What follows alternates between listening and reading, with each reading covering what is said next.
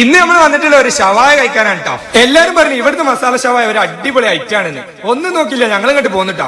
കൈയൊക്കെ കഴിക്കാണ്ട് കിടക്കാച്ച ഐറ്റത്തിന് വേണ്ടി വെയിറ്റ് ചെയ്യണട്ടാ. അധികം വൈകാത്ത സാധനം ഇവിടെ എത്തി. അപ്പൊ ഞങ്ങളിതാ കഴിക്കാൻ റെഡി ആയിട്ടാ. ഓ, ഇങ്ങോട്ടൊന്ന് നോക്കിയാണ് ഏതാ സാധനം. കണ്ടിട്ടൊന്ന് തൊള്ളിയിൽ വെള്ളം വന്നിട്ടാ. ചീന്റെ കണ്ണൊക്കെ കണ്ട് ഞങ്ങള് തള്ളിപ്പോയി. ഇവിടുത്തെ സ്മെല്ല് കിട്ടിയപ്പോ തന്നെ 2 പ്ലേറ്റ് ഷവർമയാണ് ഓർഡർ ആക്കി. ഇനിയിപ്പത്തെ നോക്കിക്കാണ് ബിസ്മിൻ ചെല്ലാണ്ട് തുടങ്ങാ. അപ്പൊ ഞങ്ങള് പണി തുടങ്ങിട്ടാ. ചീയ നീച്ചുന്നാണ് ബഹുമാനത്തോടെ കാര്യങ്ങളാണ്ട് തുടങ്ങിട്ടാ. ഈ ഊരെടുക്കുന്ന കണ്ടാ തന്നെ അറിയാലോ ഇത് എത്രത്തോളം വെന്തിക്കണെന്നുള്ളത്.